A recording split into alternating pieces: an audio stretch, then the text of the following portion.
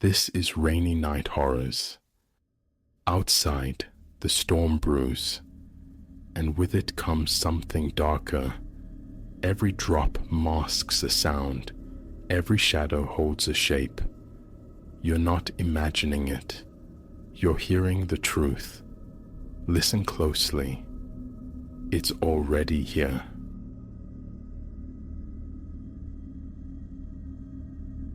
It began with the murmurs, subdued intonations filtering from the spare bedroom near 2 a.m, an hour when the house, my house, held only me.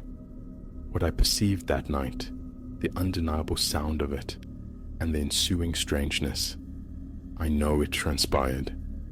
Recounting it precisely as it unfolded is imperative, regardless of the strain on credulity. 6 months prior, post-dissolution of my marriage, I'd taken possession of this sprawling colonial on Hemlock Lane. 4 bedrooms, a pair of baths, an absurd expanse for a solitary man, yet the market's collapse had rendered it attainable.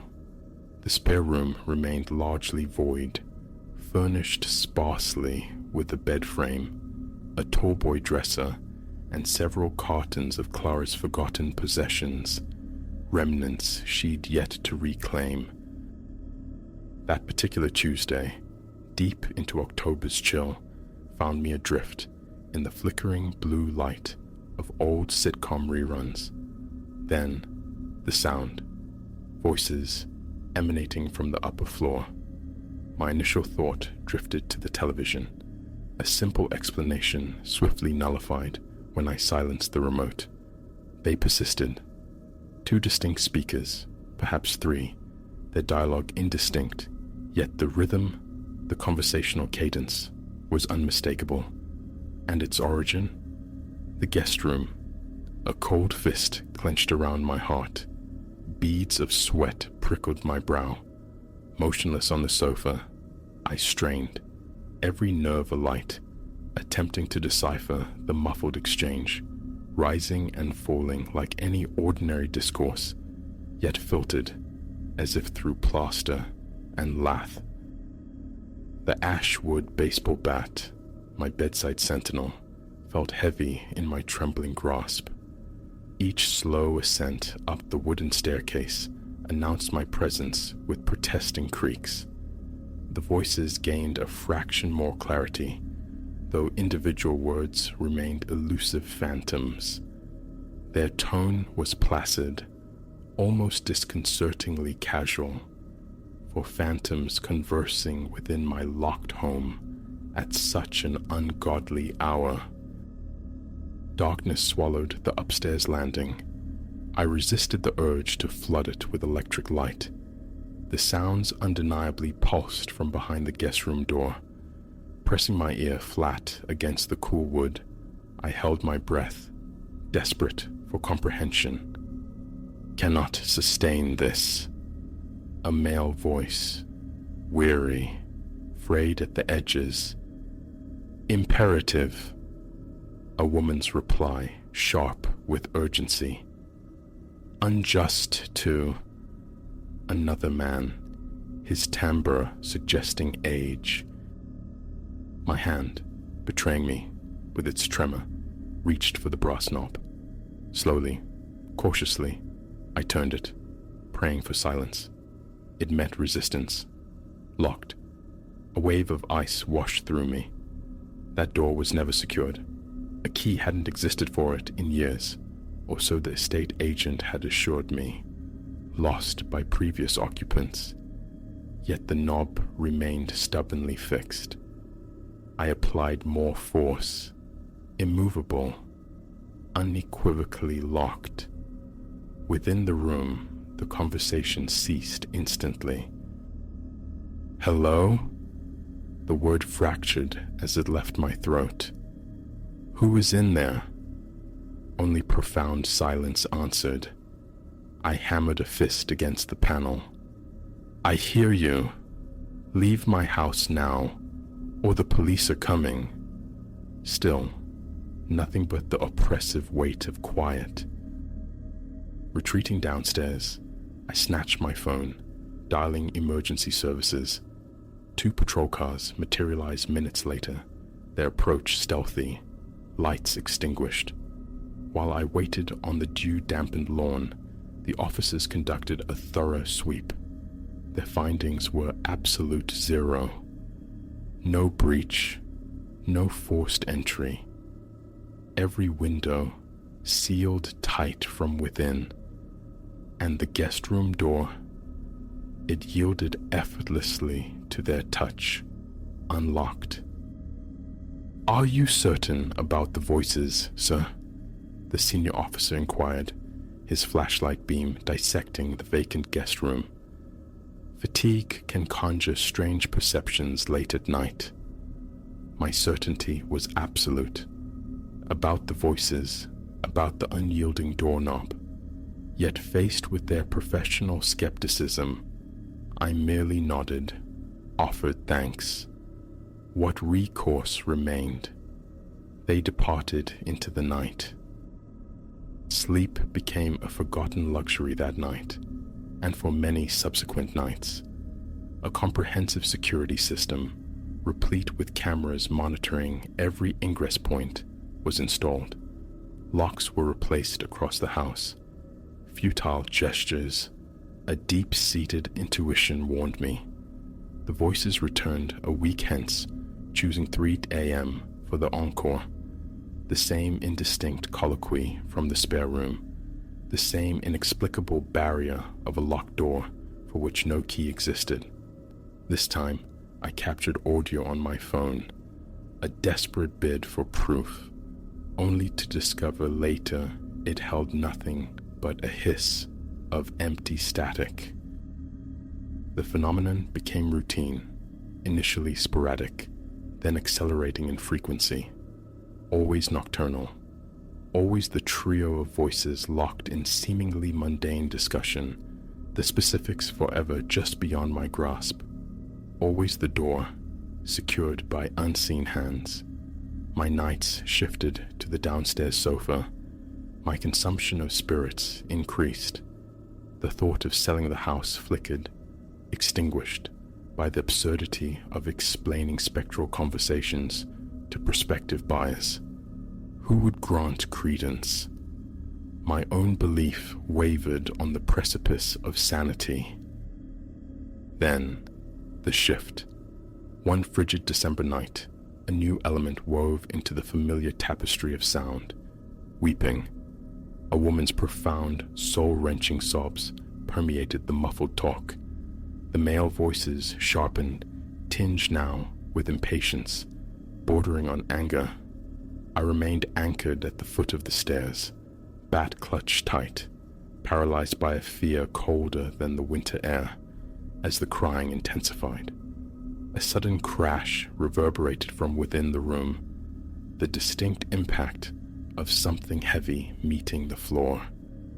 More desperate weeping followed. Propelled by a surge of adrenaline, I vaulted up the stairs, seized the doorknob, still locked. "Stop it!" I roared, slamming my shoulder against the wood. "Leave her alone." The crying choked off mid-sob. A stark, absolute silence descended. Then, footsteps, unmistakably clear, traversing the floorboards inside the guest room, approaching the door. Measured, deliberate treads. I recoiled, my heart a frantic drum against my ribs. The footsteps halted directly opposite me, mere inches away. I could hear breathing, shallow, expectant, separated from me only by the thin panel of wood. I fled, down the stairs, through the front door, into the cold sanctuary of my car. I drove until I found the anonymous refuge of a motel, remaining absent for 2 days. Upon my hesitant return, the guest room presented its usual impassive face. No evidence of the violent crash lingered. The door swung open without protest. I systematically dismantled the room's contents, emptied every carton, shifted furniture, scrutinized each square inch of wall and floorboard. Nothing amiss, save for one chilling addition. Etched into the door's interior surface, roughly at eye level, were 3 long, ragged scratches in the varnish. They hadn't been there before. A priest, Father Dominic, came at my behest. He blessed the house, dispersed holy water through each room, confessed he detected no definitive malevolence, but offered prayers. The voices persisted. I sought out a psychic, Madame Evangeline, who arrived bearing crystals and bundles of sage. Hours she spent drifting through the house before pronouncing the presence of multiple energies, benign yet unsettled. The voices persisted. A consultation with Dr. Alistair Finch, a psychiatrist, resulted in a prescription for anxiolytics and the gentle suggestion of stress-induced auditory hallucinations. The voices persisted. Winter bled into a tentative spring. The spectral conversations became an unwelcome rhythm to my life. My unseen, unheard housemates. Sometimes they argued, their tones sharp and clipped. Other times, a ripple of laughter quickly stifled. Frequently, the sorrowful weeping, always nocturnal, always sequestered behind that phantom lock. Acceptance of a fractured sort began to dawn.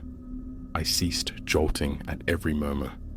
I initiated a meticulous log, chronicling times, durations, any fragments of discernible speech. Patterns surfaced, their activity confined to the hours between 1 and 4 a.m., peaking on weeknights. The woman's name seemed to be Eleanor, or perhaps Ellen. One of the men possessed a recurring dry cough. They remained oblivious to my shouts, my pleas, my demands. The door, invariably locked during their presence, invariably yielded afterward. Then arrived the night that fractured everything, April 15th. The date seared into memory, tax forms freshly dispatched. The voices commenced around 2:30 a.m., but transformed. Urgent, overlapping shouts from all 3, the distinct shatter of breaking objects. The woman's voice, raw with terror, screaming, "No, please, don't." Bat in hand, I stormed the stairs, prepared this time to splinter the door from its hinges. Her screams escalated. A man's enraged bellow, "You invited this upon yourself." More shattering impacts. I swung the bat, connecting solidly with the door. Wood groaned, splintered, but held fast. Again, I struck, and again. The cacophony within seemed to swell in response, feeding on my assault. A final desperate blow, and the door burst inward. Emptiness greeted me. Stark, absolute emptiness. No struggling figures, no debris from the violence I'd heard. Nothing disturbed. Yet, an arctic chill permeated the space. My breath plumed visibly in the air despite the closed, locked window. My gaze fell upon the polished hardwood floor. Moisture. A small dark pool spreading from the room's center. Even as I watched, it expanded, impossibly. The liquid was viscous, deep crimson. Hesitantly, I touched its edge. Blood. I stumbled back, horrified, as the pool continued its unnatural growth, staining the floorboards. The temperature plummeted further. The vapor of my own breath hung thick and white. The spreading stain reached the threshold where I stood, paralyzed. And then, the whisper. Directly beside my ear, intimate and clear, the first truly coherent words I'd ever heard from within that room. the woman's voice. "Help us." Once more, I ran, found solace in the anonymous hum of a Walmart parking lot, spending the night huddled in my car. Returning the following day, braced for the aftermath, I found nothing. The blood had vanished without a trace. The room was undisturbed. That was 3 days ago. Silence has reigned since. The door remains cooperative, unlocked. The room sits vacant, benign. Yet, the atmosphere has shifted. The air itself feels dense, charged with anticipation, as if the voices are merely holding their breath, watching, waiting. Yesterday yielded another discovery. Driven by a gnawing unease, I delved into archived local newspapers, searching the property's history. An article from 1985 surfaced. A woman, Eleanor Vance, vanished following a dispute with her husband and his brother within their shared residence. My residence. Her body was never recovered. The men maintained she had simply left. Police investigated, but insufficient evidence halted proceedings. Accompanying the text was a photograph of the house, identical to its present state, but for one jarring detail. The guest room window was shattered. The caption noted it was broken during what the husband termed Eleanor's abrupt departure. I transcribe this account now, acutely aware the voices will resume. They must. Eleanor's story is incomplete. The men's part remains shrouded. Whatever transpired within that room in 1985 refuses to rest, and I suspect I now understand why I was chosen as their audience. Yesterday, while finally sorting through the last of Clara's abandoned boxes, procrastination yielding to necessity, I unearthed an old family photo album, one unfamiliar to me. Idly flipping through the stiff, cellophane-covered pages, I stopped at a photograph of Clara's grandmother, captured in her youth. Beneath the image, a neatly penned inscription, Eleanor Vance. They're back. Even as I commit these words to paper, their murmurs drift down from upstairs, sharper now, more distinct than ever before. They are calling my name. The guest room door is locked again. This time, however, I ascend the stairs not with a baseball bat, but with a sledgehammer. What awaits me remains unknown, but Eleanor deserves resolution. Clara's grandmother deserves peace. And I demand answers. If this chronicle ends here, if no further word follows, you will know my location. The guest room. Behind the locked door that possesses no key. You need only listen for the voices.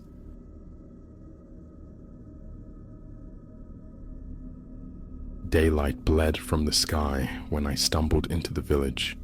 The road beneath my feet utterly deserted. Stone houses, huddled close, presented faces of weathered rock. Some bore ancient wooden doors, heavy shutters clamped shut like stubborn mouths. No automobiles disturbed the quiet. No street lamps offered guidance. The air possessed a sharp chill, and beyond the clustered roofs, the skeletal silhouettes of hills clawed at the fading light. Fatigue was a weight upon my shoulders, heavier than the meager pack containing spare clothes, a torch, and a half-empty water flask. Shelter for the night was paramount. One dwelling, seemingly derelict, drew my eye. Its walls were rough-hewn stone, breached by a small, unassuming timber door.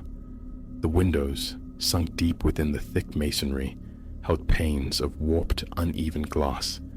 Testing the door, I found it yielded, groaning inward to release a cloying scent of damp stone and settled dust. A single chamber constituted the ground floor, furnished sparsely with a table, a solitary chair, and the cold maw of a small fireplace. From one corner, a narrow staircase spiraled upwards. I ascended, my boots echoing softly. The upper room held promise: a bed frame supporting a thin mattress, a squat wooden chest, and a window gazing out towards the encroaching hills. A simple latch secured the door. Uneven floorboards protested under my weight with low creaks. The bed, thankfully, felt dry enough. Unburdening myself, I arranged my few possessions atop the chest, resolving to rest here just this one night before pressing onward at dawn. As the sun relinquished its final hold, a wind began to stir, whispering insistently through minute gaps in the window frame, leaching warmth from the small chamber. I sat upon the bed, observing the transformation outside. The moon, climbing high, cast enough spectral luminescence to delineate the stark terrain. Near a row of shadowed houses, several dark forms materialized, static shapes resembling figures gathered in silent conference. They remained utterly still. I watched them, squinting, unable to discern features or attire. After a time, my gaze drifted to the rough plaster of the wall beside me. When I looked back, the space where they had stood was empty. Night clamped down, absolute and profound. The room plunged into blackness. Igniting my torch, I cast its beam upon the door latch, reassuringly solid. Outside, the wind had gathered force, rattling the window pane in its frame, the wood groaning under the assault as if nearing its breaking point. For a sliver more security, I wedged the room's lone chair beneath the door handle. An unsettling premonition prickled at my senses.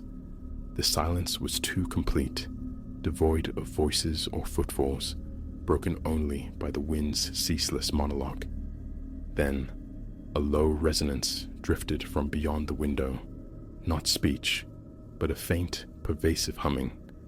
Dousing the torch, I peered out. Silhouettes swayed against the moon-washed landscape. Several of them moved with a slow, deliberate rhythm in their limbs. Straining to see, leaning closer to the glass, I perceived their eyes, orbs of flat, uniform white, devoid of pupils, fixed directly upon me. I recoiled, heart hammering against my ribs, fingers gripping the sill. A deep breath did little to steady me. Though no words reached my ears, an intuition arose. They were chanting, the sound less auditory than a vibration thrumming through the very air, lacking discernible syllables. The wind hammered the window anew, the glass shuddering violently. Fear sparked that it might shatter. My attention dropped to the floor. The boards were aged, warped. A sensation, faint yet distinct, seemed to emanate from beneath them. A scraping, a furtive scratching. I crouched, pressing my ear to the wood. The sound was subtle, but undeniable. Something sliding, dragging itself under the floor. My mind conjured rats, but the noise felt heavier, more methodical than tiny claws. Straightening, I glanced at the door. The chair remained wedged, the latch held firm. The thought of opening it, of facing whatever waited beyond, was repellent. Switching the torch back on, I swept its beam across the room's corners. Bare stone walls offered no comfort. The chest at the bed's foot appeared solid. Curiosity overriding caution for a moment, I lifted the lid. Inside lay only a folded, coarse blanket and a small, empty metal box. I retrieved the blanket, spreading it over the thin mattress, attempting to quell the rising tide of unease. I listened intently, Outside, the wind howled, interwoven with that strange, wordless humming, rising and falling in hypnotic waves. Inside, the furniture issued small creaks. The bed itself trembled faintly, as if the floor beneath were subtly shifting. Placing a hand on the frame confirmed the vibration originated from below, pulsing up through the floorboards. Lifting a corner of the threadbare rug revealed a board looser than its neighbors. I pressed down. It resisted. Pulling might create noise, a risk I dared not take. The shapes outside persisted. Drawing near the window confirmed their presence, their slow, swaying dance continuing, always oriented towards my refuge. Their pallid eyes, unblinking, seemed to absorb the moonlight. I saw their heads tilt in unison as they rocked. A tentative tap of my finger against the glass elicited no reaction. They simply moved, hummed without sound, their mouths perhaps shaping silent words, though only silhouettes, and those blank eyes were truly visible. A sudden pressure built in my ears, the air itself feeling dense, heavy. Simultaneously, the sound beneath the floor intensified, a distinct scraping accompanied by a low, grinding noise. I retreated from the room's center, pressing my back against the cold stone wall, gripping the torch like a talisman, its beam aimed at the floor. The boards trembled visibly now. Fine dust sifted up from the cracks between them. My heart pounded a frantic rhythm against my ribs. Escape beckoned, yet the uncertainty of what awaited beyond the door, whether those figures also lurked downstairs, held me captive. Edging silently towards the door, I pressed my ear against the wood. Silence from the other side, save for the house's own groans and the persistent disturbance beneath my feet. Taking a chance, I carefully removed the chair, eased back the latch. The door opened onto a sliver of corridor, utterly black. The staircase descended into impenetrable darkness. Holding the torch low, illuminating treacherous, uneven steps, I descended. The ground floor room was frigid and vacant. The torch beam slid over the table and chair, unchanged. The fireplace remained a dark cavity. I moved to the main door, the one leading outside. Closed. I tried the handle. Immovable. A harder pull yielded nothing. Pushing proved equally futile. Directing the light along the door's edges revealed the problem. A seal of what looked like dried, cracked mud cemented it shut. My fingernails scraped uselessly against the hard, desiccated substance. Lacking any tool, I was trapped. A sharp crack echoed from upstairs. Wood splintering. I scrambled back up the stairs, heart leaping, bursting into the upper room. The loose floorboard had lifted further, revealing a distinct gap. Something was pushing from the void below. Wood, or perhaps something else entirely. I shone the torch beam directly into the opening. Darkness met the light, but not before I glimpsed something pale retracting instantly from the illumination. I stumbled back, keeping the torch trained on the gap, my hand shaking uncontrollably. My mouth felt like parchment. A shuffling sound commenced beneath the floor, moving towards the wall, then circling the perimeter of the room with scraping, tapping insistence. With a surge of desperate strength, I dragged the heavy wooden chest over the compromised board, hoping to block it. The chest screeched loudly across the floor. I froze, listening. The subterranean noise paused, then resumed its patient, scraping circuit. Outside, the chanting intensified, or perhaps my perception of it sharpened. It vibrated now, not just in the air, but seemingly within my skull. Gripping the torch, I forced myself to look at the window. The silhouettes were closer, pressed almost against the exterior wall. Their eyes bored into the room, luminous white discs in the gloom. I perceived no movement of lips, yet the humming felt clearer, more purposeful. I averted my gaze from those eyes. They seemed to possess a cold, internal glow. The wind shrieked, and I feared the window's imminent collapse. A sudden, violent jolt came from below. The chest shifted perceptibly. I braced my foot against it, but it slid again. Whatever resided beneath the floor possessed considerable strength, pushing upwards with relentless force.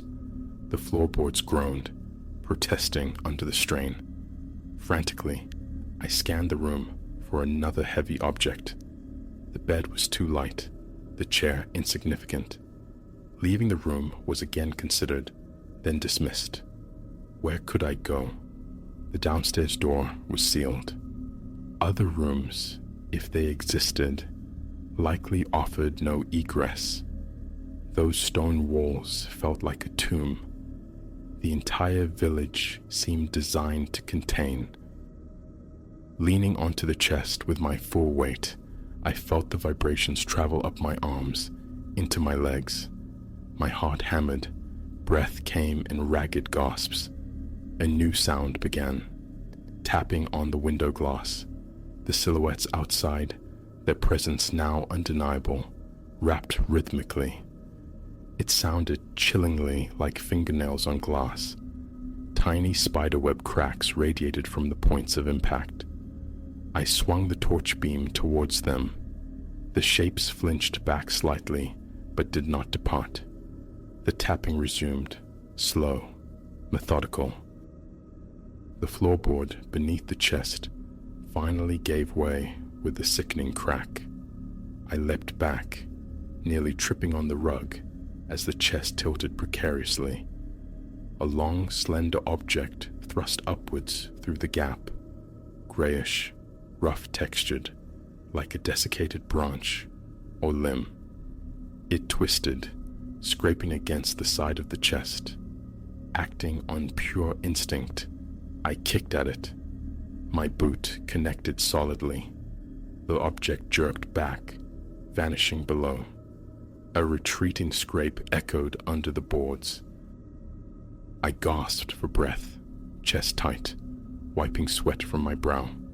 The figures outside struck the window again.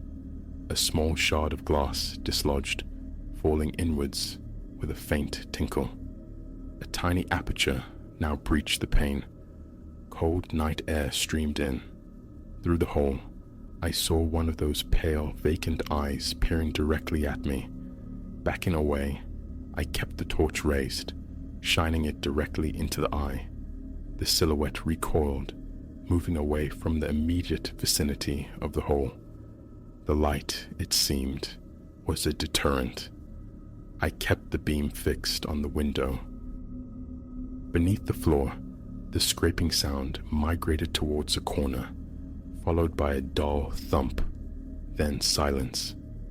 I remained standing, torch beam sweeping between the window and the gap in the floor, waiting. The external humming never ceased. The silhouettes continued their ceaseless swaying, though they maintained a slight distance from the broken pane. They began tapping on the window frame instead, testing its integrity. I held the light steady, forcing them back. A cold dread seeped in. How long would the torch batteries last? I pushed the thought away. The wind howled, roof beams groaned overhead, and dust sifted down from the ceiling. Focus was essential. Sleep was impossible.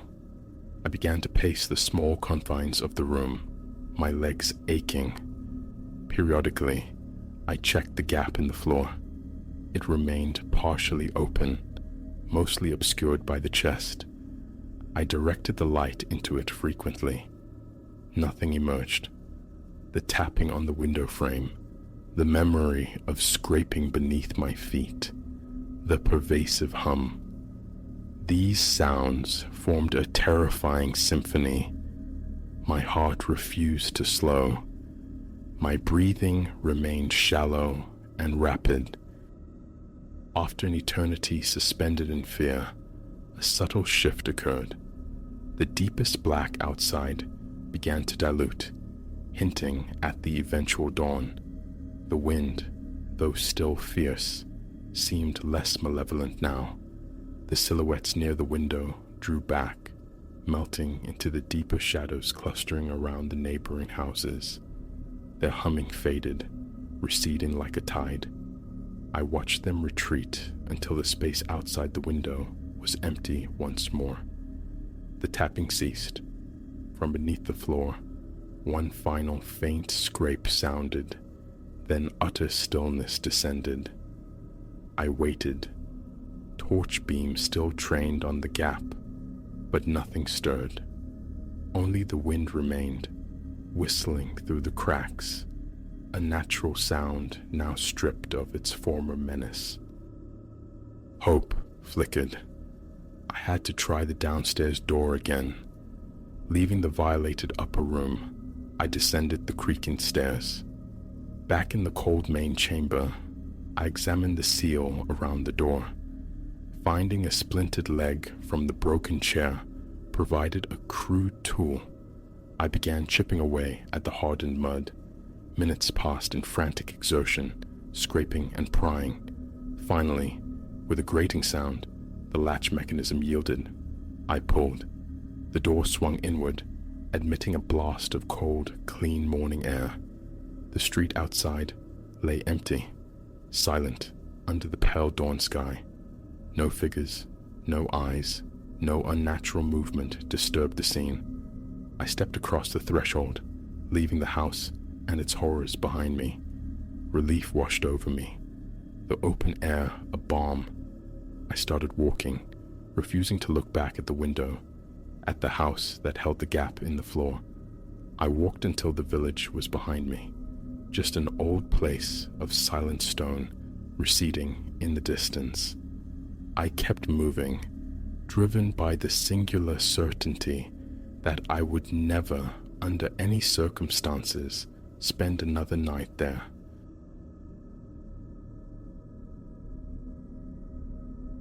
The moment my gaze fell upon the sigils, weeping crimson across the concrete floor, a certainty colder than the night air settled in my bones. This was no mere trespass, no thrill-seeker's haunt.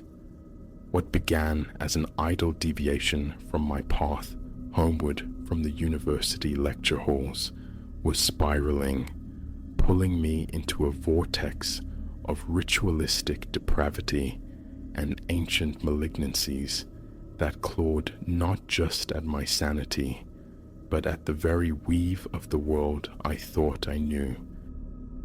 My name is Elias. Until that evening, my existence was circumscribed by the predictable anxieties of academia and the fleeting highs of student revelry, worlds away from the horrors festering unseen at civilization's frayed edges. Yet, destiny, it seems, possesses a perverse fondness for casting the unprepared into the deepest shadows. It was a Friday, the city exhaling the week's tensions. I was walking, returning from a late immersion in library stacks. Street lamps bled pools of jaundiced light onto the pavement, stretching shadows into grotesque caricatures as I navigated the skeletal remains of the old industrial sector. A familiar shortcut, but tonight, a difference. A pulse of erratic light, a tremor of movement glimpsed through the grimy pane of a derelict edifice. Curiosity, that treacherous siren, sang its song. What student, after all, can resist the allure of the forbidden, the thrill of urban decay explored? I drew nearer, the building's stained brick shell rearing up like a forgotten behemoth. A door, warped and weather-beaten, hung slightly open, exhaling faint, rhythmic susurrus into the night. "Hello?" My voice sounded thin, swallowed by the vastness. I nudged the door inward. "Is anyone there?" Inside, a cavern descended into gloom, shadows clinging to rusted machinery like shrouds, seeming to coil and writhe in the meager light filtering through filth-streaked skylights. As my vision pierced the murk, I saw them, a congregation huddled in a tight circle upon the vast floor. They were chanting, a low, undulating drone that vibrated through the soles of my feet and prickled the hairs on my neck. Logic screamed retreat, urged me to flee back into the mundane night. Yet a morbid gravity held me fast, a fascination as potent as fear. I edged forward, seeking refuge behind a bulwark of decaying crates, and then the floor markings resolved themselves, geometries of nightmare, intricate lattices drawn in something viscous, gleaming wetly, unmistakably blood, candles gutted at nexus points within the design, their flames casting a phantasmal, strobing luminescence. The figures themselves were swathed in umbral robes, their faces lost within the abyssal depths of cowls. At the circle's heart stood a crude altar. Upon it, I choked back a gasp, lay a form, inert, undeniably human. My heart hammered a frantic rhythm against my ribs, a drumbeat I felt certain must betray me. My hand scrabbled for my phone, a desperate grasp for connection to the sane world, but my fingers, slick with sudden sweat, betrayed me. The device slipped, clattering onto the concrete, with the sound amplified tenfold in the charged silence. The chanting ceased. Instantly, as one, the robed figures pivoted, the unseen gazes locking onto my hiding place. "An interloper," one intoned, the voice possessing an unnatural resonance, a texture that scraped against my nerves. "Deliver them." No time for thought, only instinct. I exploded from cover, legs churning, propelling me towards the door faster than I knew I could move. Footsteps pounded behind, closing the distance with terrifying speed. The threshold was inches away when a hand clamped onto my jacket, jerking me off balance. I twisted, striking out blindly into the darkness. My knuckles impacted something yielding yet firm. A sharp grunt echoed my blow. The grip slackened momentarily, enough for me to wrench free and burst through the doorway, gulping the chill night air. They were still behind me. Their pursuit was relentless, the slap of their feet on asphalt a counterpoint to their ragged, hungry breathing. Streets I'd walked 1,000 times, warped into hostile, alien landscapes, shadows elongating into grasping claws. How long I ran, how I evaded them, remains a blur of panic and burning lungs. Eventually, utterly spent, I found myself leaning against a graffiti-scarred wall in an unfamiliar neighborhood, chest heaving, legs trembling violently. As the adrenaline ebbed, the stark horror of what I'd witnessed began to crystallize. A cult, not a story, not a movie trope, but a living, breathing malignancy, performing some arcane rite in the city's decaying heart. And the body. Sacrifice? Victim? The question swirled, nauseating. The police? The thought was fleeting. What proof had I? A frantic narrative, easily dismissed. Besides, a chilling intuition whispered that this group wielded influence, the kind that silences inconvenient truths and erases unwanted witnesses. The journey back to my apartment was a gauntlet of perceived threats. Every shadow seemed to hold a cowed watcher, every distant noise a pursuing footstep. Finally, inside, I secured the door, wedged a chair beneath the knob, a flimsy ward against the encroaching dread, and collapsed onto my bed. Sleep offered no sanctuary. Each time my eyes closed, the crimson sigils bloomed anew behind my lids. The unhallowed litany echoed in my mind. Beneath it all pulsed a certainty. This was merely the beginning. I was not wrong. Dawn revealed a fresh horror. Carved into the wood of my apartment door was the central motif from the warehouse floor pattern. Ice sluiced through my veins. They knew who I was, where I lived. The day bled away in a fugue state of terror. I paced the confines of my small living space, then huddled, starting at every creak of the building, every siren wail. As dusk draped the city once more, a primal fear took root. Would they come under the cloak of night? Then the sound, a faint, insistent scratching at my door. I froze, holding my breath, willing it away. But the doorknob began to turn, slowly, deliberately. Thought abandoned me. Pure reflex took over. I snatched my backpack, cramming in clothes, my laptop, essentials born of panic. The fire escape beckoned. As I scrambled through the window, my front door splintered inward. A figure stood silhouetted against the hallway light, cloaked, its features swallowed by shadow. "You cannot escape us, Elias," it spoke, the voice that same resonant horror from the warehouse. "What has been witnessed cannot be unwitnessed. You belong to this now." I didn't linger. Down the cold metal rungs I scrambled, hitting the alley pavement and running again, directionless, seeking only distance. Days blurred into a nomadic existence. I haunted 24-hour diners, sought anonymity in crowded bus terminals, slept fitfully with one eye open, perpetually scanning faces for the hint of a cowl, the shadow of pursuit.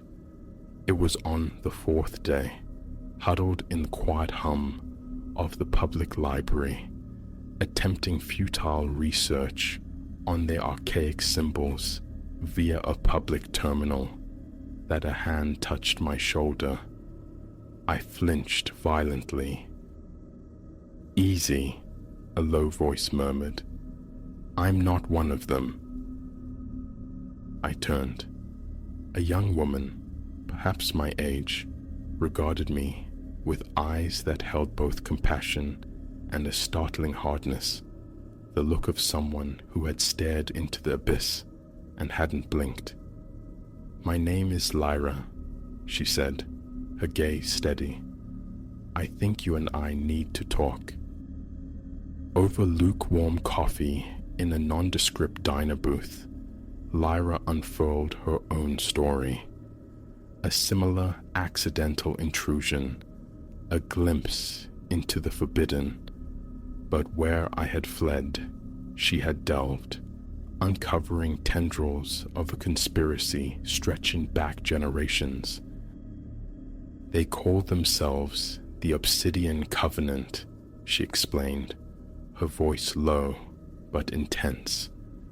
"They seek apotheosis, a perversion of immortality achieved through ritual sacrifice and communion with entities not of our reality." My head swam. But why me? Why hunt me? Lyra's expression hardened further. Because you saw. That makes you a liability. A thread needing to be snipped. Or what? I urged, leaning forward. Or potential. They crave new adherents, especially the young, those predisposed to stumbling into shadows. A wave of revulsion washed over me. The thought of joining those things, of participating in their sanguinary rites, abhorrent. Yet the alternative, a lifetime haunted, perpetually fleeing, was that truly living? What do we do? The question escaped me, barely a whisper. Lyra offered a smile then, sharp and fierce, a glint of steel that somehow straightened my spine. We resist. We're not the only ones. There's a network, scattered but growing, people like us who've seen the darkness and refuse to turn away. We gather knowledge, fragments of truth. When we have enough, her eyes flashed. We bring their entire rotten edifice down. It sounded utterly mad, dangerous, likely fatal. Yet, meeting Lyra's unwavering gaze, I felt a flicker of something I hadn't experienced since before that warehouse door swung open. Hope. A fragile, defiant spark. I'm in, I heard myself say, surprised at the firmness in my own voice. How do we begin? Lyra's grin widened. First, we find you sanctuary. Then, the real education starts. Believe me, Elias, what you've encountered so far, it's merely the surface ripple of a very deep, very dark ocean. As we exited the diner, melting back into the nocturnal city, the air itself felt different. The shadows still pulsed with latent menace. The peril remained starkly real, but for the first time in days, the crushing weight of isolation had lifted. The future remained terrifyingly uncertain. Success against the Covenant, even survival, felt like long odds. But this much I knew. The veil had been torn, revealing the tenebrous reality lurking just beyond perception. And having seen, I could no longer afford ignorance. So, here I stand, an unwitting conscript in a clandestine war.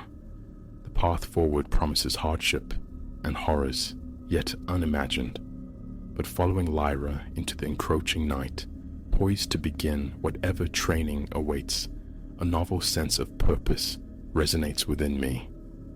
Because sometimes, confronting the abyss requires stepping willingly into its embrace, armed only with the fragile light you carry within. And that is precisely what I intend to do.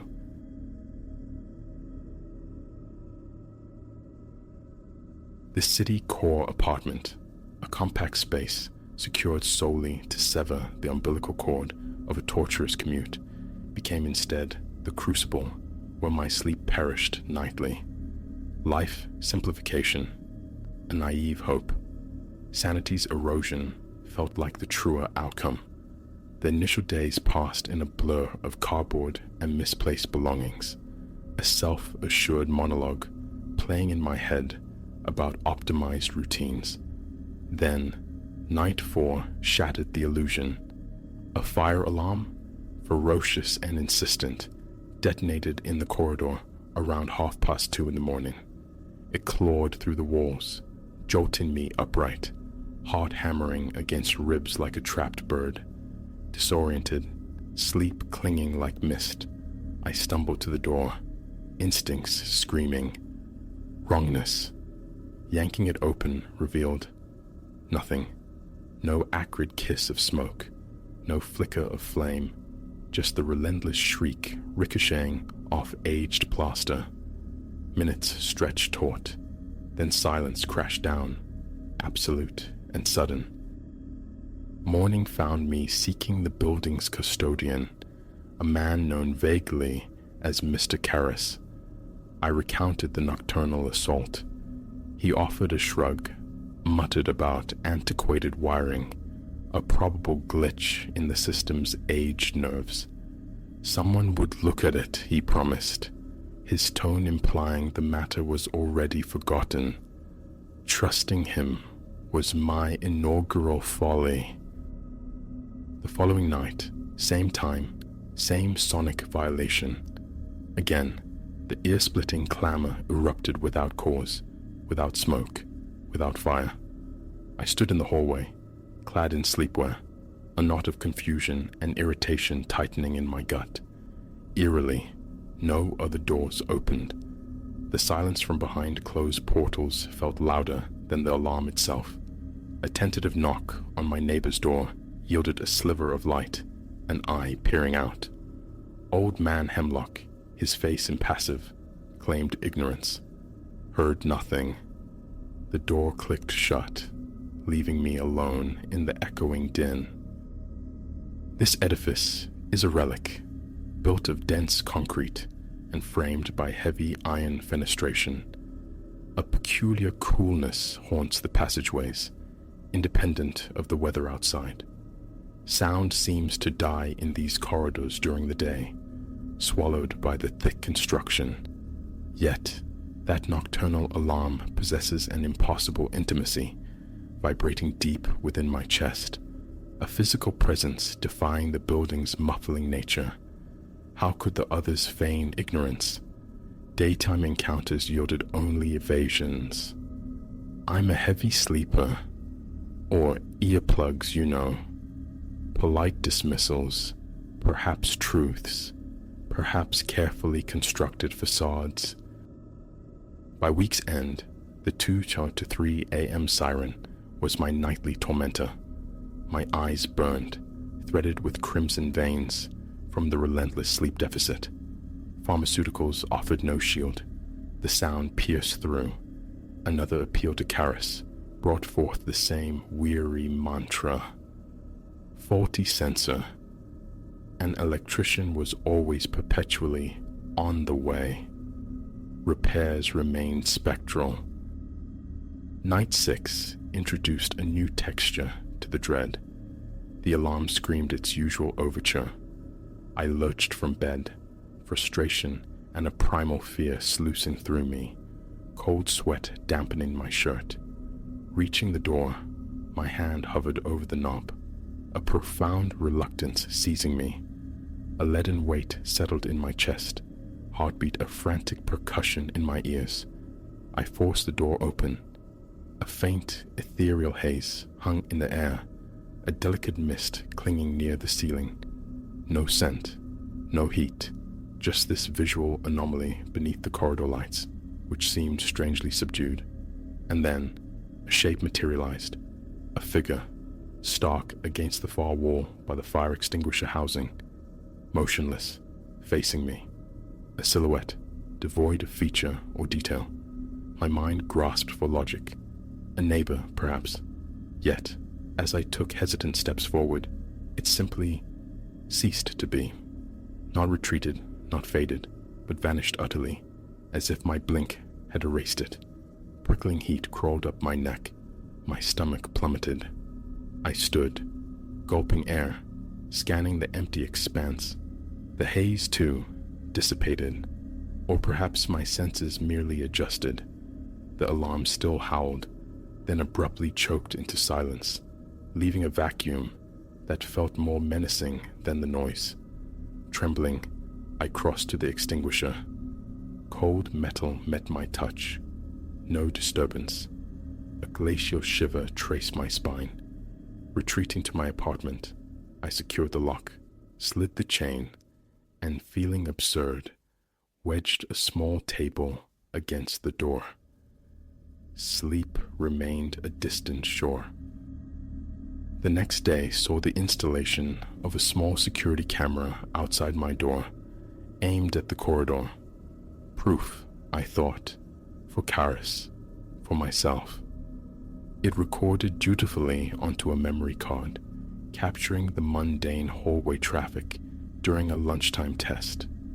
That night, however, when the alarm inevitably struck, disorientation kept me from immediate review.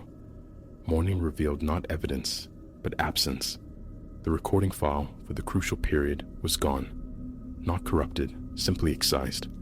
A clean jump from 1:59 a.m. to 3:01 a.m. My skin crawled. This camera recorded continuously. It wasn't motion activated. Footage of the alarm, my emergence, the hallway. It should all have been there. Armed with this digital ghost, I confronted Karis. He waved away my explanation of the missing data. Defective card, perhaps. The familiar refrain about wiring followed. Why, I pressed, was I the only one persistently complaining? Occasional mentions, he conceded, but nothing significant. It defied reason. A nightly alarm is significant. His indifference felt deliberate.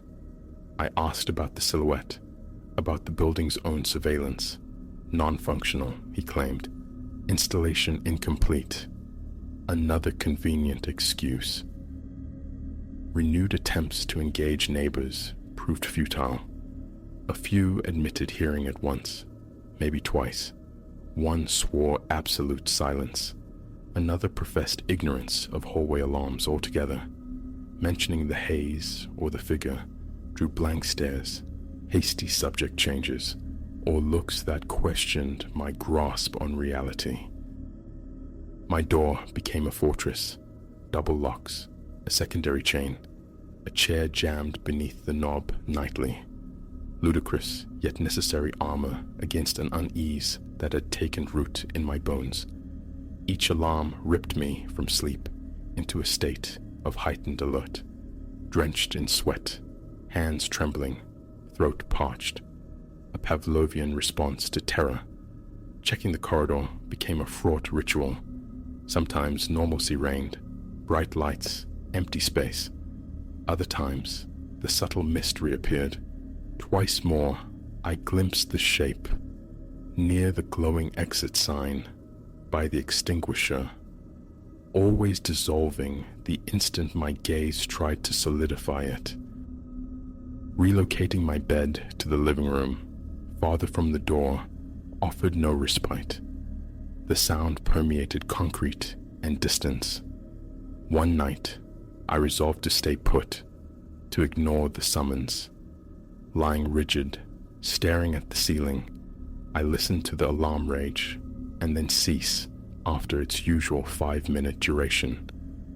In the ensuing quiet, a faint, scuffling sound brushed against my door, like hesitant footsteps. Heart pounding, I pressed my ear to the wood. Indistinct susurrus, perhaps breathing, perhaps a whisper just below comprehension. Then, silence returned. I confessed the ordeal to my friend, Leo. Stress-induced hallucinations, he suggested gently. He agreed to stay over, a witness dispatched to the front lines of my nocturnal war. At 2:10 a.m., punctual as ever, the alarm exploded. Leo shot off the couch, eyes wide. "What the hell is that?" We rushed the door, flung it open. Empty corridor, normal lighting. The alarm shrieked for maybe 30 seconds, then cut out. Leo looked at me, then around the hall, and shrugged. No smoke, no smell, no haze, no silhouette, just the lingering chill. He stayed 2 more uneventful hours before citing an early meeting. Weird, he conceded, but likely just a glitch. His skepticism hung in the air after he left. Another night, I preempted the event. Folding chair, thermos of coffee, a vigil stationed near the elevator from 1:45 a.m.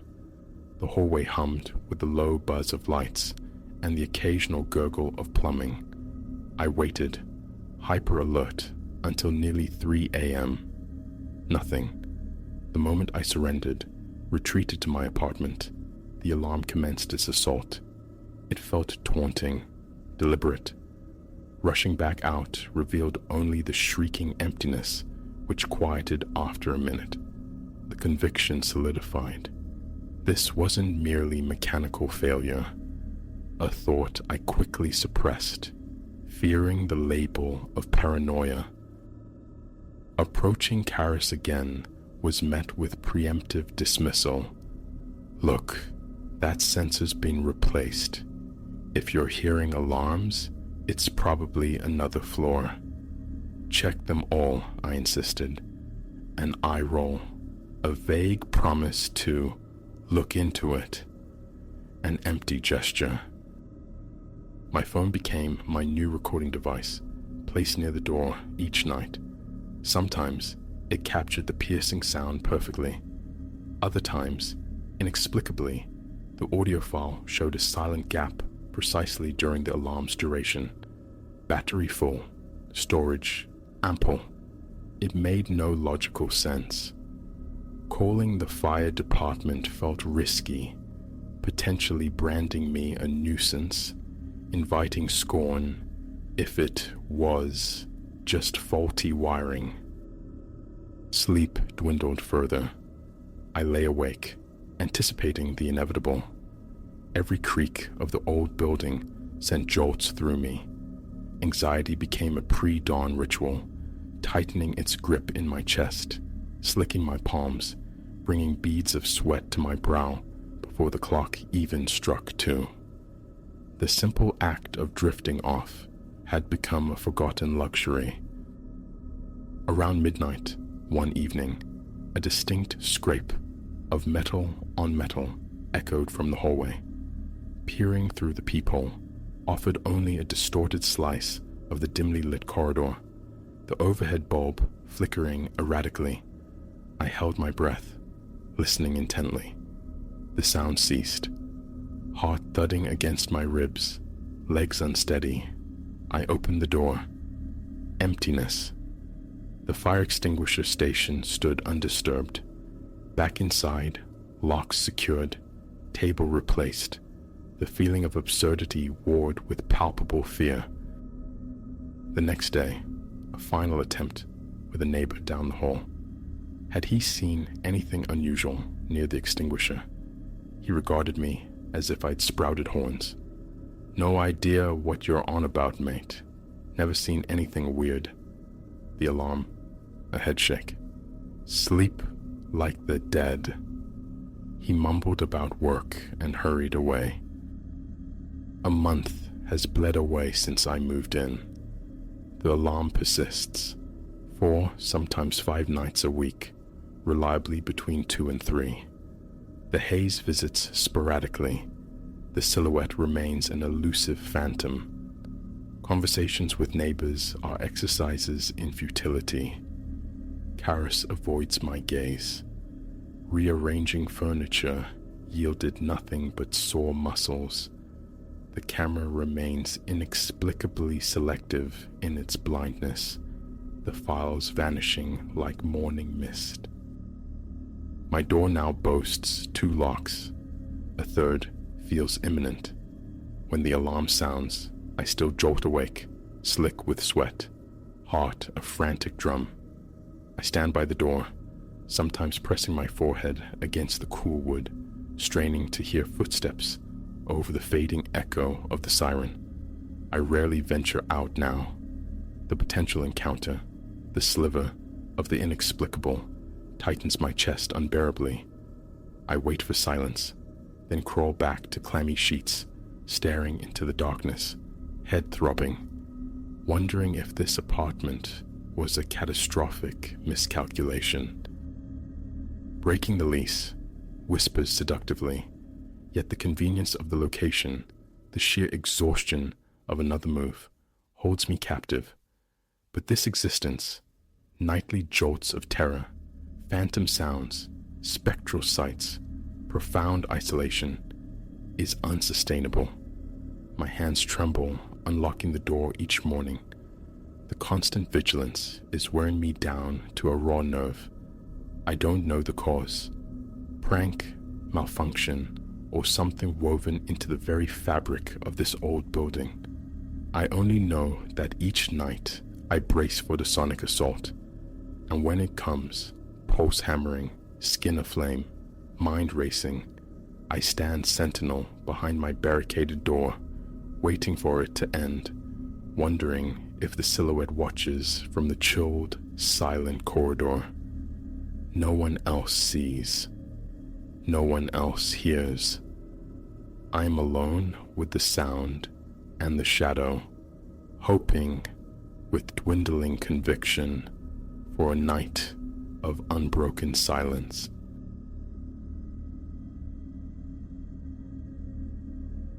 The summons arrived roughly 2 weeks after Silas breathed his last. My Aunt Martha pressed the keys into my palm, her gaze distant. "Just see to it, Leo," she murmured, the words heavy with unspoken grief and exhaustion. "Get it organized. We'll sort out selling later." I nodded. Proximity had made me Silas's reluctant executor in our shared hometown. Enthusiasm was absent, replaced by a dull sense of duty. No one else possessed the stomach for it. I resolved to be methodical. Enter, cleanse, containerize, maintain focus. A straightforward task, I'd assured myself.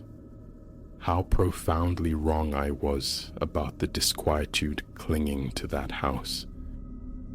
Pushing open the front door released a sigh of stale air, thick with the ghosts of dust and aged upholstery. Laminate flooring stretched before me, reflecting the weak light filtering through thin, inadequate curtains. I navigated towards the kitchen, a compact table, mismatched chairs, a small collection of unwashed cups testifying to solitude in the sink. Silas had lived alone. I hadn't anticipated chaos, yet random artifacts dotted the surfaces, adrift in the quiet aftermath. Near the refrigerator, a film of grime coated the counter. Mechanically, I found a rag and wiped it clean, a small act of order in the looming task. That initial day dissolved into the methodical triage of the living room and kitchen. I sifted through sedimentary layers of mail, utility demands, stray notations Silas had left scattered. As dusk began to bleed through the windows, staining the walls violet, I moved towards the bedroom he'd occupied. The house was a single story, yet his room felt sequestered at the rear, adjacent to a glass-pane door accessing the backyard, an annex of privacy. The instant I crossed the threshold, a specific aroma arrested me. Familiar, intimate, the cologne Silas had favored, a scent uniquely his. I halted, scanning the room for its origin. His closet stood mostly barren. The family had already purged the bulk of his attire. A dresser drawer gaped open, revealing nothing but stray socks. Perhaps, I reasoned, the fragrance had permeated the very plaster, or lingered stubbornly in the bedding fibers. A mental shrug, and I pressed onward. Leaving that evening, an inexplicable compulsion drew me to the backyard door. The lock held firm, but the metal handle radiated an unexpected chill against my fingertips. Through the glass, the yard lay submerged in shadow, featuring a skeletal clothesline and a few desiccated potted plants. A tremor ran through me, unrelated to the mild night air. I extinguished the bedroom light, the click echoing slightly. and departed. A few days later, armed with cardboard boxes and sealing tape, I returned, intent on conquering the living room remnants and breaching the bedroom's clutter. The strategy: swift incursion, diligent labor, extraction by mid-afternoon. By late morning, several cartons stood sentinel, filled with Silas's books, outdated DVDs, chronicles of his life captured in photo albums. The bedroom, however, remained a locus of unease. That phantom cologne persisted, materializing without warning. I'd enter, inhale neutral air, only to be enveloped moments later by its potent signature, a wave cresting and receding with unnerving speed. Around noon, box cradled in my arms, I stood surveying the bedroom, calculating the next move. Behind me, a violent slam ripped through the stillness. My shoulders clenched reflexively. I spun. The backyard door vibrated in its frame, the knob rattling briefly, as if struck from outside. Dropping the box, I rushed over, pressing my ear against the wood. Silence, save for the frantic timpani of my own pulse. I wrenched the door open. Nothing, only the familiar tableau of the desolate yard, the motionless clothesline under a windless sky. My nerves frayed after that. I immersed myself in activity, seeking solace in motion, attempting to rationalize the event. A peculiar draft, perhaps, a settling of the house's old bones, yet the windows remained shut, the air inside stagnant. Still, I compartmentalized, sealed another box, ferried it to the growing collection in the living room. A secondary sweep of the kitchen yielded little worth salvaging. While handling old pans and plates, my gaze kept straying towards the bedroom's entrance, half anticipating another acoustic assault. As evening descended, I secured the locks and retreated home. Sleep offered no refuge.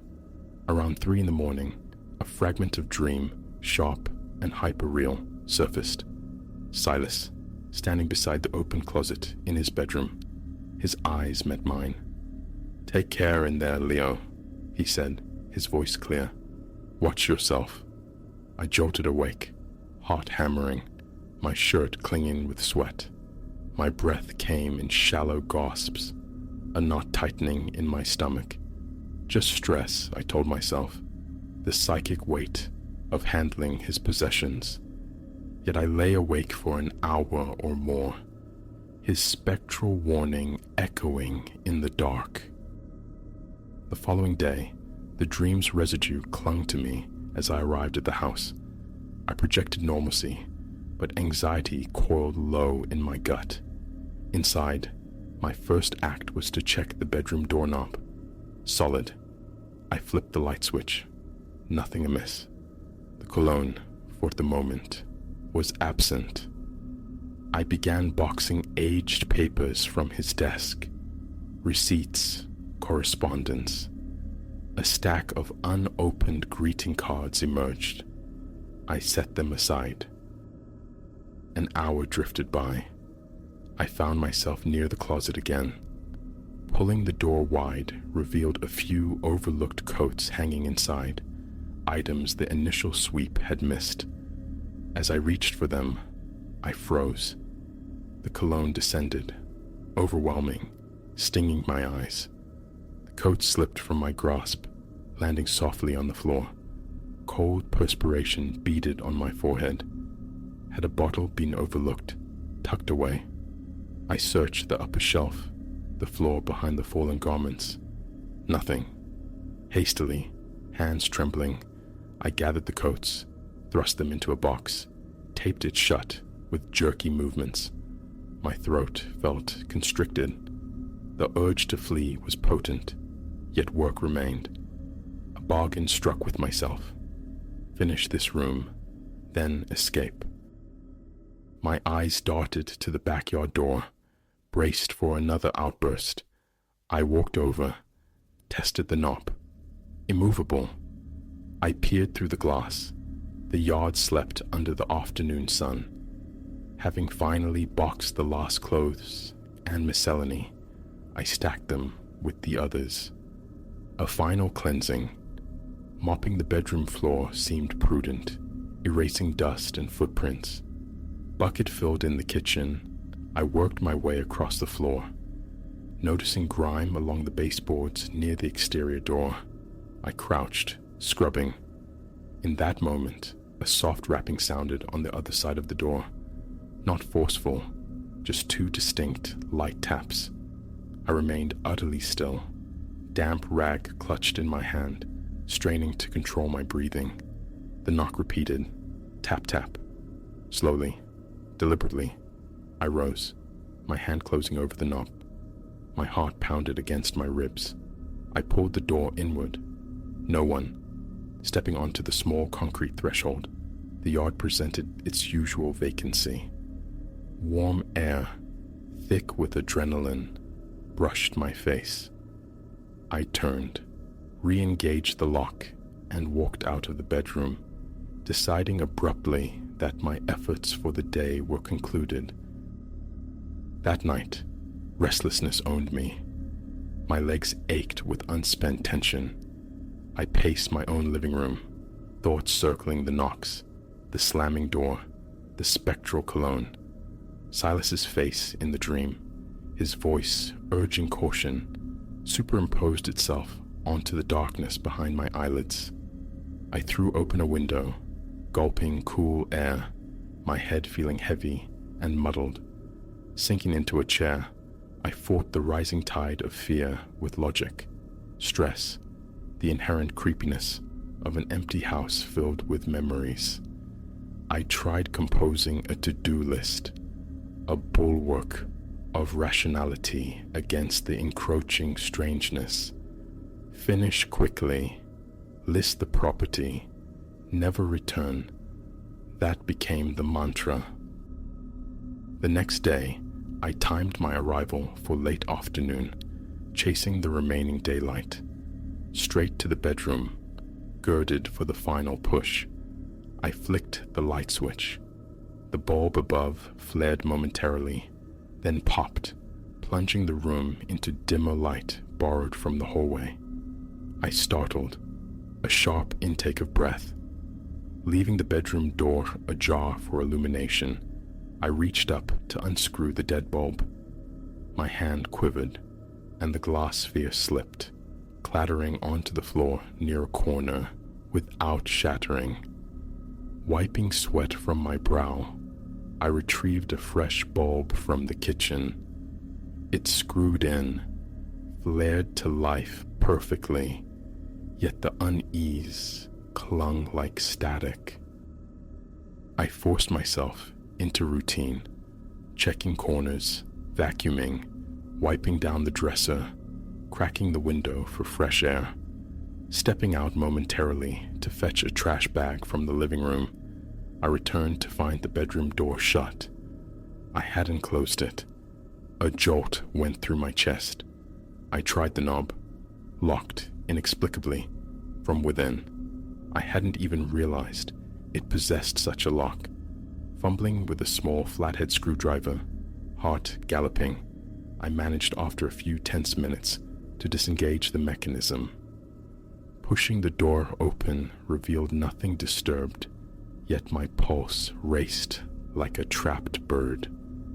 Leaving felt imperative, my mind screaming retreat. But the house was nearly done. Obligation held me fast. Into the trash bag went old pillows, stray papers, an empty shoebox. Then, the nightstand beside the bed. The top drawer yielded a notebook, a pen, a small pocket knife. Lifting them, my fingers brushed against something else. A small envelope, tucked beneath, bearing my name. Leo. Silas's unmistakable script. I froze, turning it over. Unsealed, yet deliberately hidden. My mouth turned to dust. Should I open it here? The question hung heavy. Slipping it into my jacket pocket, I resolved to wait, to read it in the safety of my own space. I concluded the cleaning, hauled out the final bag of refuse, methodically checked and secured every lock. Standing on the pavement before the house, I looked back at the windows, an unnerving sensation prickling my skin, the feeling of being observed from the darkened panes, nothing visible. Shaking my head, I climbed into my car and drove away.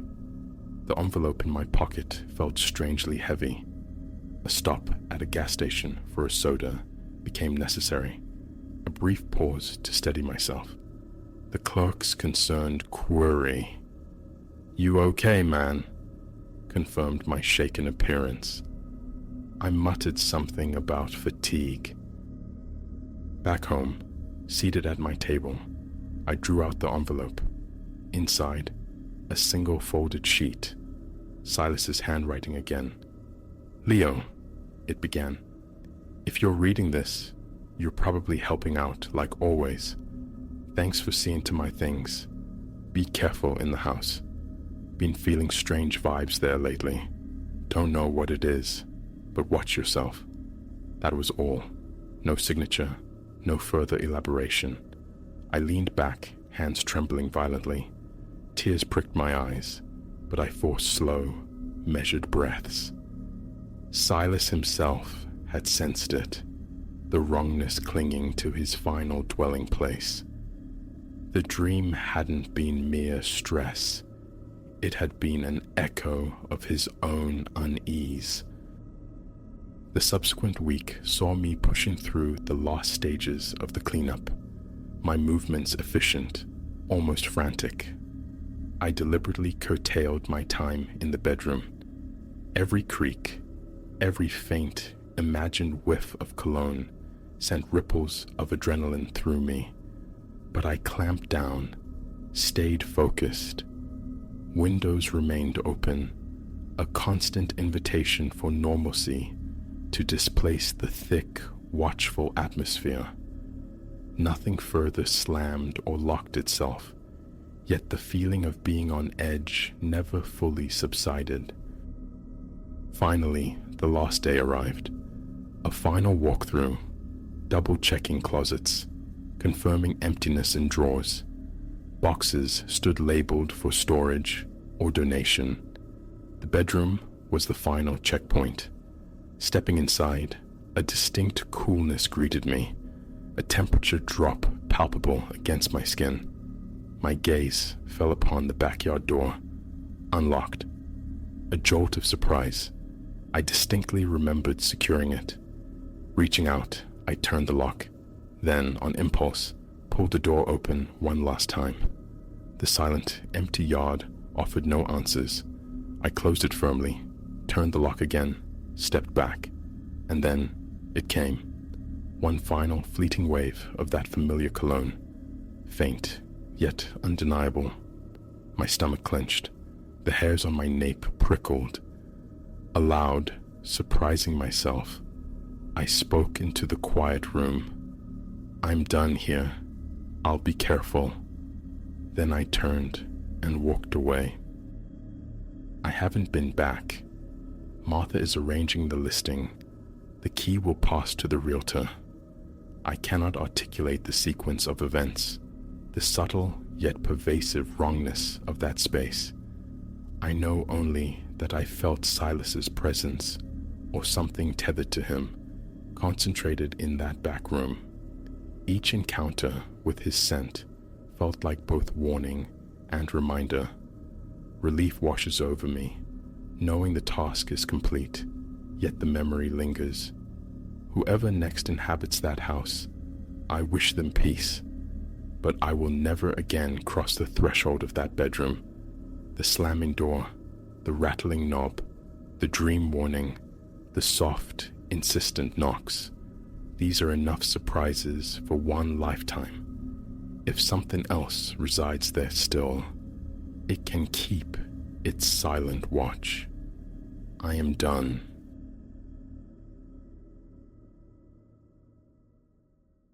Tuesday delivered the first violation, nestled within an unassuming envelope bearing no return address. Inside, a solitary Polaroid. Me, adrift in sleep, captured within the sanctuary of my temporary bed. In that instant, the illusion shattered. The house I believed I was merely guarding wasn't empty. It was guarding me. Its unseen occupant, a silent, watchful presence. The folly of assuming house-sitting was benign. It had beckoned as effortless respite, an escape from the city's insistent clamor into pastoral tranquility. My university acquaintance, Finn, inheritor of this labyrinthine Victorian edifice from his grandmother, needed a custodian while he navigated the complexities of the estate. A perfect retreat, Finn had promised, pressing the keys into my hand. Absolute solitude, sublime vistas. Perhaps you'll finally wrestle that novel into existence. The allure was undeniable. A month ensconced in rural splendor, tasked only with writing and repose. Paradise, or so it seemed. An initial week unfolded like a pleasant dream. I established a rhythm. Mornings dedicated to the Nelson manuscript. Afternoons spent wandering the rambling grounds. Evenings by the hearth's glow, lost in borrowed narratives. The house possessed its own eccentric soul. Floorboards groaned ancient secrets. Doors whispered shut, but never truly latched. Window panes trembled, symphonies with the wind. These were not flaws, but facets of its enduring charm. Then, on the 8th night, came the intrusion. A muted impact resonated from the upper floors, the sound of something solid meeting wood. I stilled, the book falling slack in my lap, senses straining against the quiet. Silence stretched, thick and absolute, before yielding to the distinct cadence of footfalls overhead. A cold fist clenched around my heart. Solitude was the premise, the promise. Finn had been adamant. No other keys existed. The domain was mine alone for the duration. My hand closed around the cast-iron fireplace poker, the nearest approximation of defense. I advanced towards the grand staircase, each tread upon the venerable wood amplifying into a deafening creak within the hush. "Hello?" My voice, an uncertain trespasser in the stillness. "Is anyone present?" Only the vast, expectant silence of the house answered. Ascending slowly, the poker a heavy, cold anchor in my suddenly slick palm, I paused at the landing, listening intently. An absence of sound. Methodically, I navigated the upper rooms, banishing shadows with flicks of light switches, peering into wardrobes and beneath dust-ruffled beds.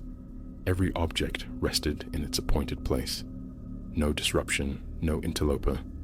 A nervous laugh escaped me. Foolishness felt keen. Old houses breathe, settle, murmur in their sleep, I reasoned. An overtaxed imagination, surely. Yet, retreating to bed, a pervasive disquiet lingered, a certainty that my solitude was a fragile facade. The subsequent days passed without overt incident. I plunged into my writing, attempting to drown the low thrum of unease beneath a tide of words. But the house's every sigh and groan now snagged my attention. Phantom movements flickered at the edge of my vision. And then, the photograph arrived. I discovered the envelope wedged beneath the heavy front door during my mail retrieval ritual. No postage, no sender identified, only my name scrawled across the coarse paper in a jagged hand. Inside, lay the Polaroid, dark, granular, yet horribly clear.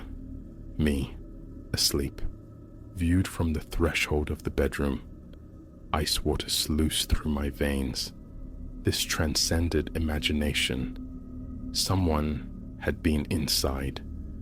Someone had stood mere feet away while I slept, vulnerable and unaware. With trembling fingers, I dialed Finn. "Are you absolutely certain no one else can get into the house?" I fought to keep the tremor from my voice. "Categorically," Finn's voice crackled over the line. Gran became fiercely protective in her later years, had every lock replaced before she passed. Mine were the only set, Ilara, the set I gave you. His certainty warred with the chilling evidence clutched in my hand. That night became a ritual of fortification.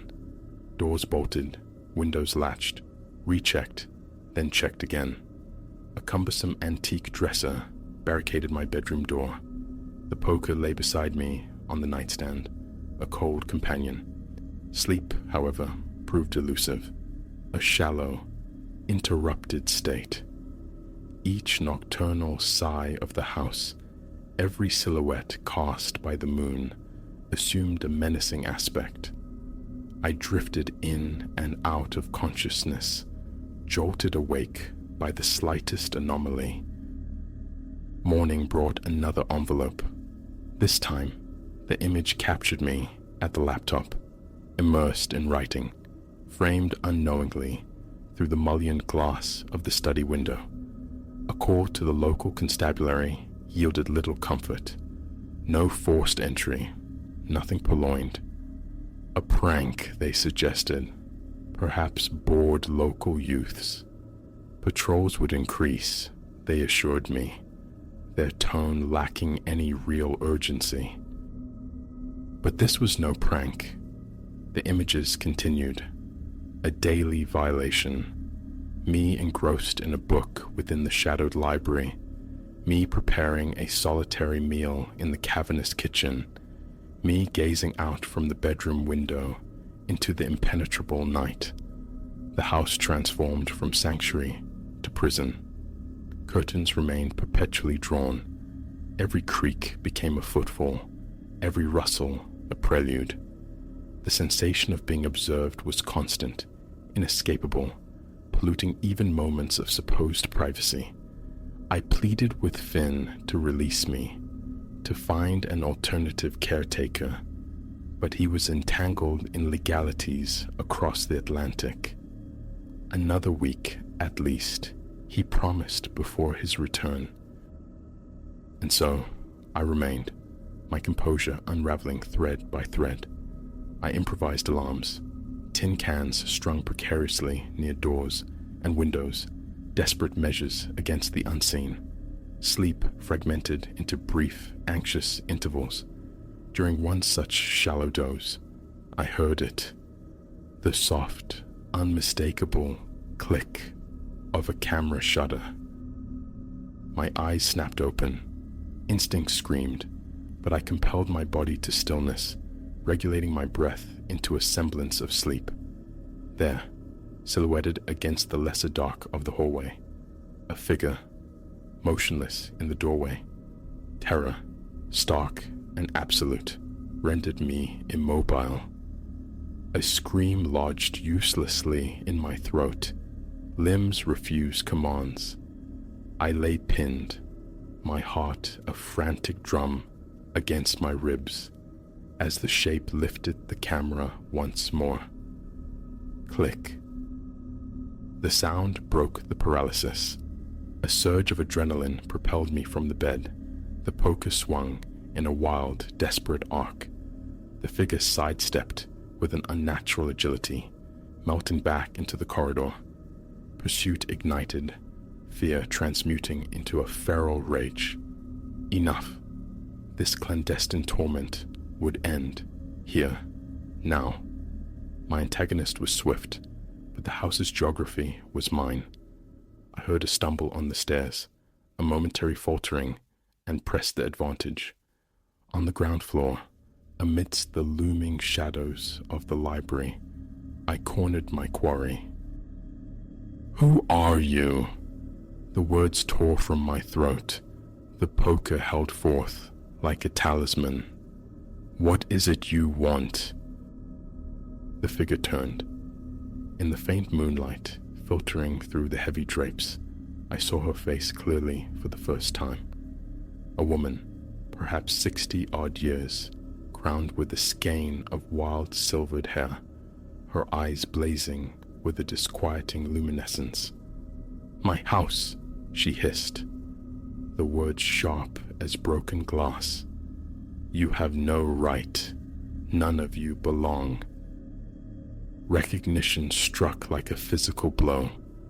The faded photographs adorning the mantelpiece, the ones Finn had identified as his grandmother.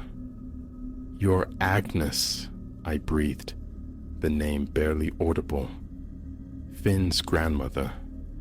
But you're supposed to be deceased." A harsh, brittle laugh escaped her. "Deceased? Is that the narrative they peddle? They sought to erase me, confine me, declared me mad, but I endured. I concealed myself. I observed. This house is mine. Mine." My reality fractured. Finn had deceived me. His grandmother lived, profoundly disturbed, haunting her own home. "Agnes," I began, striving for a calm I didn't feel. "I pose no threat to your home. I am merely overseeing it for Finn, for your grandson." "Liar!" she shrieked, the sound echoing in the cavernous room. "All liars, intent on stealing my sanctuary, just as they tried before. But I will repel you. I will drive you out like the others." She launched herself at me, astonishingly nimble.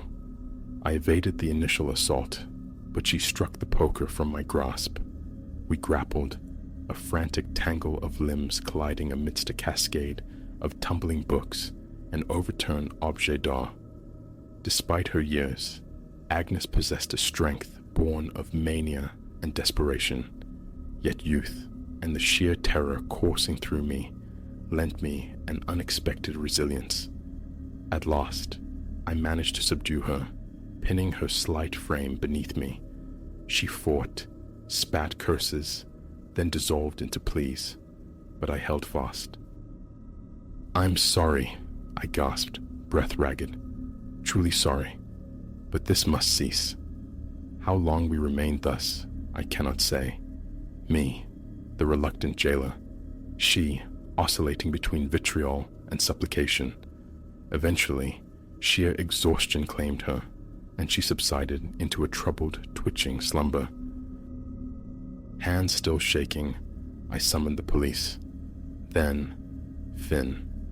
The ensuing hours became a disorienting montage of official statements, flashing lights, and the quiet efficiency of paramedics. Agnes was conveyed away, her parting words a final defiant claim to the house. Finn arrived, his face a mask of shock and profound guilt. "Forgive me," he repeated, the words hollow. "I never imagined. We were told she was gone. The care facility reported she'd passed peacefully. There was a service. Everything."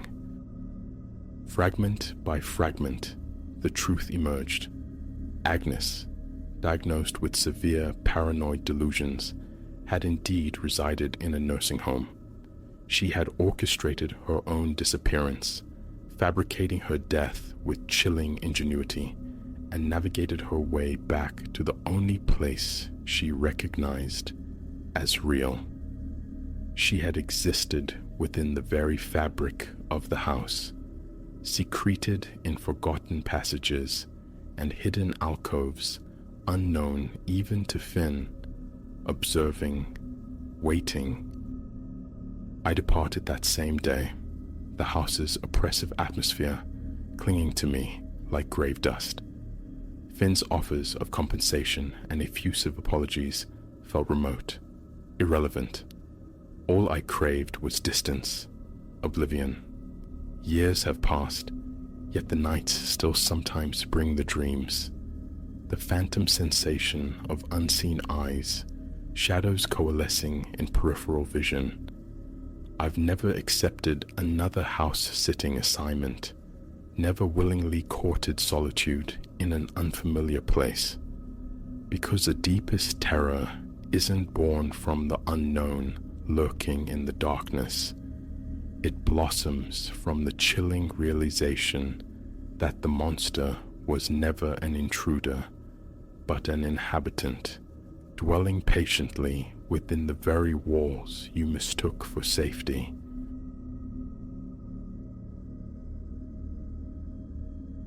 That single crimson point of light, the security camera's unblinking stare, high in the lobby's marble expanse, usually marked only the slow passage of graveyard hours. Tonight, it throbbed, a tiny, urgent heart mirroring the frantic rhythm in my own chest. Something felt dissonant in the sterile air, a palpable tension woven with the faintest metallic tang of fear. My familiar solitude within these walls was about to shatter, plunging me into a reality far more labyrinthine than the shadowed corridors I patrolled. My name is Alistair. For 3 years, I've haunted the nocturnal shell of the obsidian spire, this colossus of commerce. By day, it's a testament to sharp angles and reflected sky. By night, a hollow giant echoing with secrets and the whisper of ventilation. Staying conscious is typically the primary battle. Not tonight. Tonight, the silence itself seemed poised to crack. It began with the telephone's shriek, a violence against the lobby's profound quiet. I startled, snatching the receiver. Maybe dispatch, maybe the late cleaners. Security, Alistair speaking, I managed, the words thick with impending sleep. Silence answered, stretched taut, then fractured by a woman's voice, barely a tremor of sound.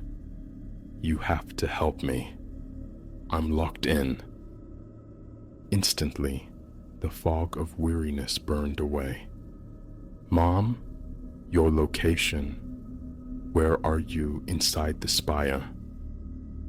I can't tell. The voice wavered, fragile as spun glass. Dark. No windows. Please, find me before they return. My thoughts scattered. A drill? Corporate games. Yet, the raw terror threading her whisper felt chillingly authentic. All right, I said, forcing calm into my own voice, a dam against the rising tide of unease. Stay calm. I will help you. Give me anything, any detail. Cold, she breathed, and there's a hum, low, like engines. The sublevels, the building's mechanical gut. It had to be, but access was restricted. And who were they? I'm coming down, I declared. Keep the line open if you can. Flashlight secured, radio clipped tight. I paused. Procedure screamed for backup, for police intervention. But an instinct, primal and insistent, urged speed over caution. Time felt thin. The elevator's descent was an eternity suspended in a metal box, sinking towards the spire's foundations. When the doors finally sighed open, a wave of frigid air met me, carrying the deep thrum of machinery.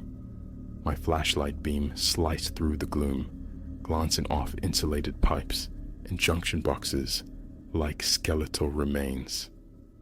Hello! My voice was swallowed by the concrete vastness. Is anyone here? Silence, dense and watchful. I pushed deeper into the subterranean maze, my boot soles slapping a lonely rhythm on the dusty floor. The wrongness intensified with every step, a discordant note beneath the mechanical hum. Then I saw it, recessed, almost hidden behind rusted filing cabinets, a door I'd never registered before. Solid steel, featureless save for a small digital keypad, no handle on this side. Pressing my ear flat against the cold metal, I held my breath and heard it, faint, muffled weeping from the other side. Hello? I called, louder this time. Can you hear me? I'm security. I'm here to get you out. The sobbing ceased abruptly. Please, the voice returned, thick, distorted by the barrier. Hurry. The keypad glowed faintly. 4 digits. I punched in the universal building code, 7531. Access denied. Tried my own birth year. Nothing. Tried the spire's dedication date. Still locked. Frustration surged, hot and useless. She was right there, inches away, separated by impassive steel. Breaking it down was unthinkable.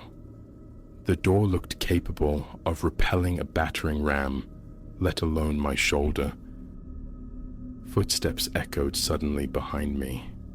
I whirled, flashlight beam pinning a familiar shape. Julian, another night walker like me. Alistair?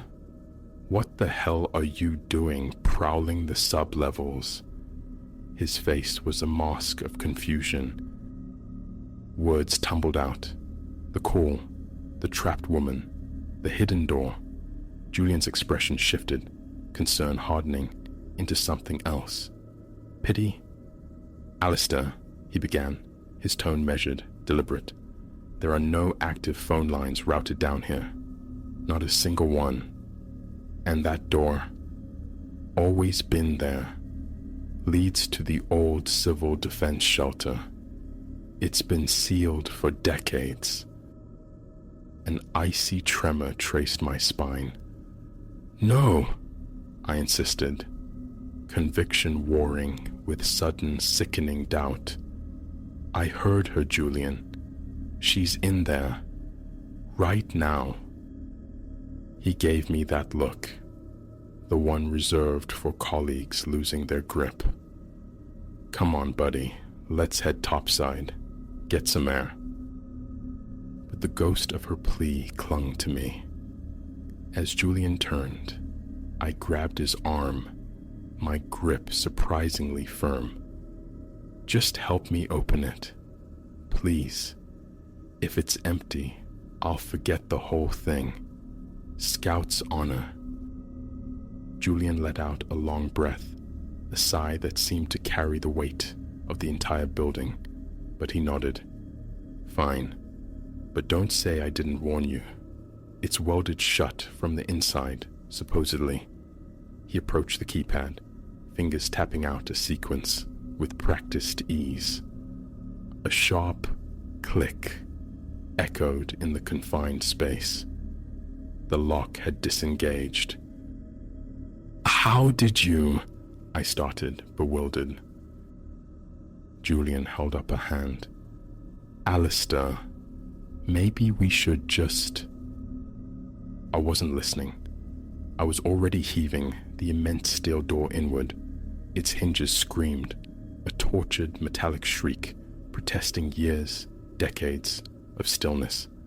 The flashlight beam pierced the darkness beyond, painting a scene of absolute emptiness. Bare concrete walls, dust motes dancing in the light, a few derelict pieces of furniture shrouded in ghostly white sheets. No woman, no sign of captivity, nothing. I stood frozen, the silence roaring in my ears. Had it all been a hallucination? Stress? Sleep deprivation finally taking its toll?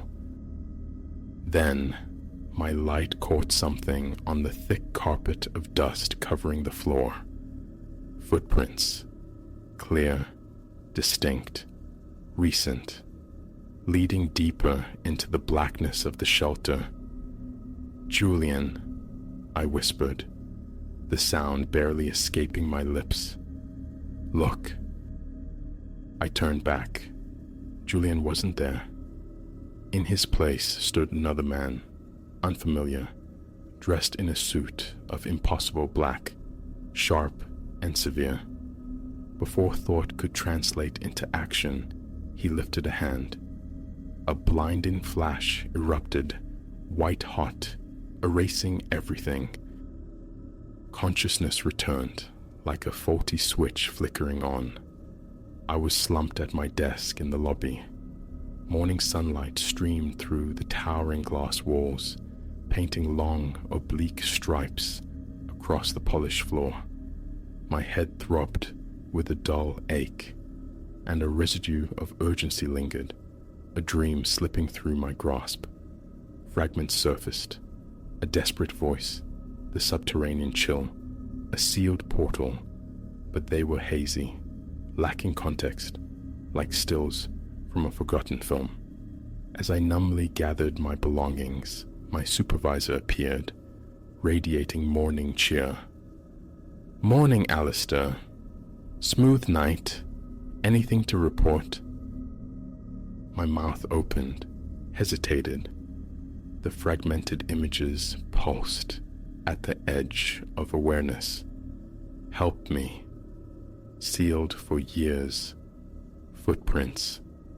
But the narrative thread was gone, snipped clean.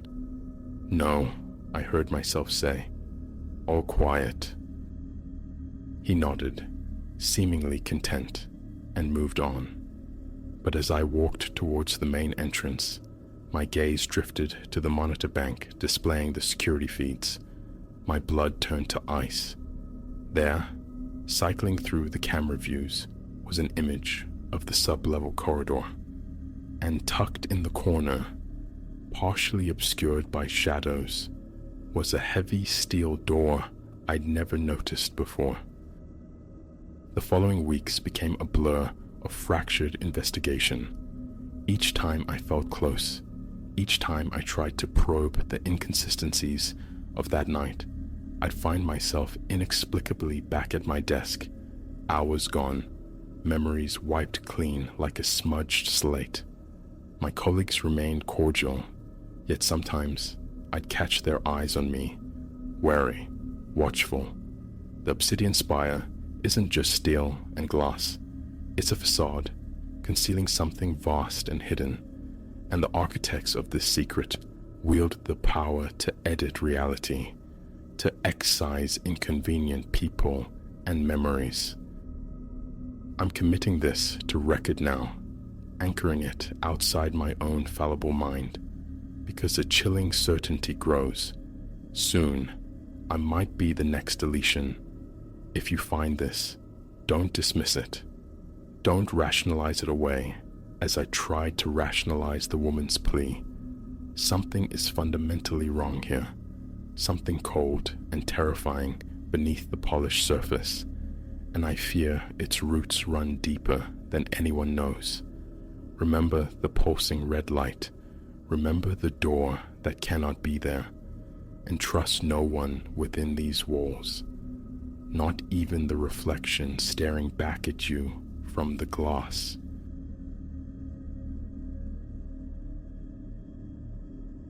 The first time I glimpsed my new neighbors enacting their peculiar nocturne in the adjoining garden, I filed it under suburban eccentricity. A harmless deviation, perhaps, but weeks bled into months, their clandestine activities escalating from merely odd to profoundly unsettling, and a creeping conviction took root. The unassuming house beside mine, nestled in its tranquil facade, concealed a secret both tenebrous and perilous.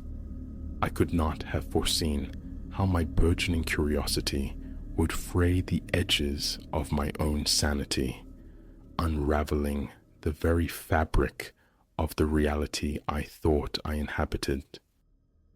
My name is Eleanor Vance, 34 years old, a weaver of words by trade, a freelance writer seeking sanctuary from the city's clamor to conjure my novel into being.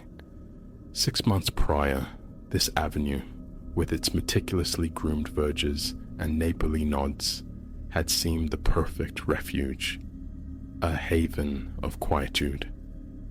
That illusion fractured the day the thorns took possession of the house next door. Something felt intrinsically dissonant about them from our first encounter. Alistair and Isolde Thorne offered polite, thin smiles when I presented a token welcome basket, yet the warmth never touched the chill depths of their eyes.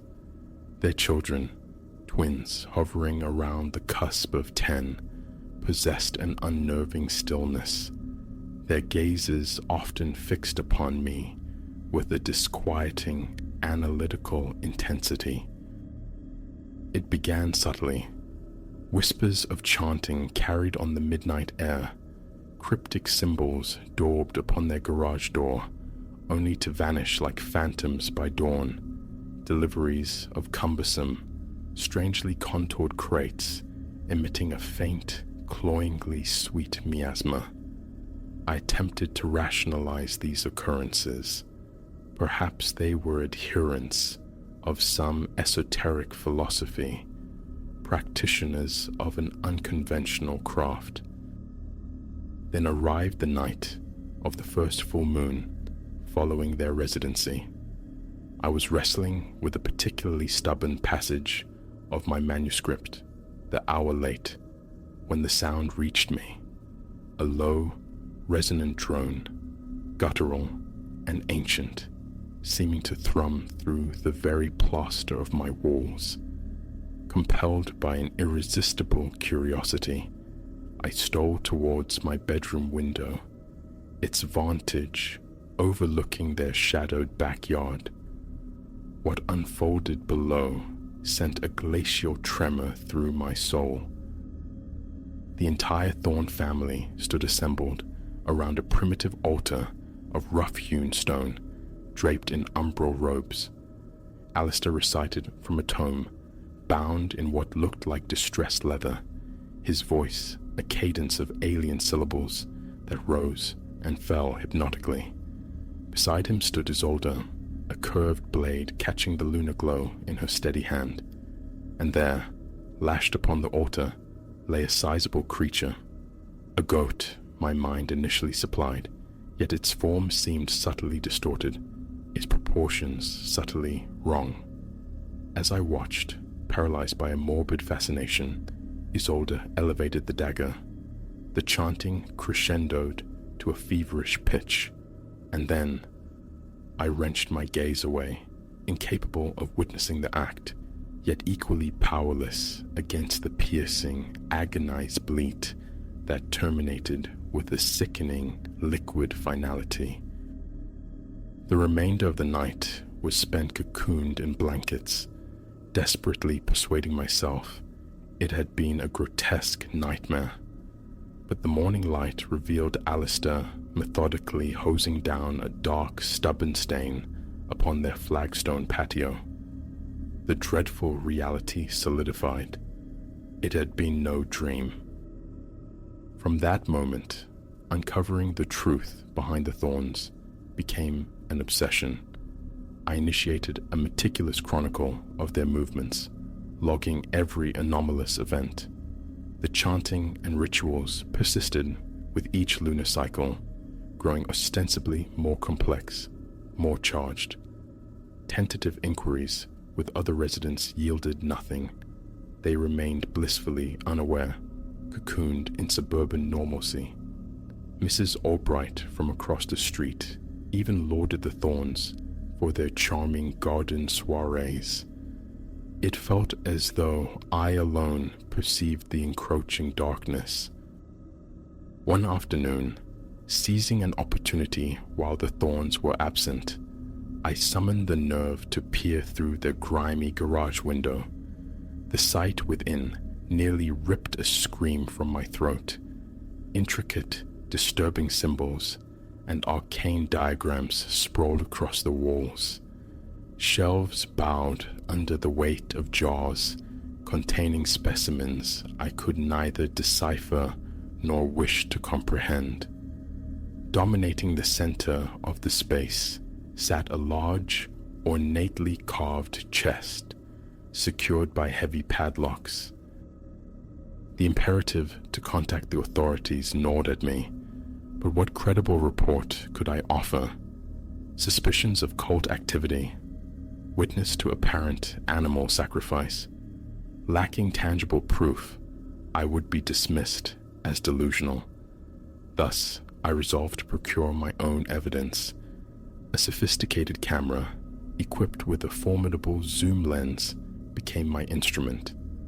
I began documenting everything: the nocturnal deliveries, the cloaked, furtive visitors, the rituals themselves, which seemed to quicken in frequency as some unseen culmination loomed. It was during one such clandestine photographic vigil that my precarious world tilted violently. Consumed by the task of capturing the unfolding right below, I failed to register the soft click of my own back door yielding. Awareness dawned only with a hand clamped firmly across my mouth, smothering my nascent cry. "Tut, tut, Eleanor," Alistair Thorne's voice coiled silkily beside my ear. Curiosity, as they say, dispatched the feline. Resistance was futile as I was propelled from the sanctuary of my home into the Thorns' now familiar, dreadful backyard. Isolde and the twins awaited, their expressions placid masks, as I fought against Alistair's unyielding grasp. They forced me onto the altar. The stone, frigid against my spine, bore the indelible stains of prior ceremonies. "We held such promise for you, Eleanor," Isolde murmured, her tone unnervingly placid. "We envisioned you might embrace our path willingly, but your meddling nature proved insurmountable, didn't it?" As the unified chant commenced, an oppressive weight descended, rendering my limbs unresponsive, my thoughts viscous and slow. Through a thickening haze, I saw Isolde raise the dagger, its edge now pulsing with an eerie, internal luminescence. Yet, in the instant before the blade could fall, a blinding coruscation tore across the night. A sound like fracturing heavens rolled over us, and abruptly, the garden swarmed with figures encased in luminous plate, brandishing swords that hissed with contained energy. The thorns scattered, emitting sounds of fury and primal fear. The radiant newcomers pursued, save for one who knelt beside me, placing a hand, warm and steadying, upon my brow. "Be calm," resonated a voice of pure, melodic clarity. "You are safe now."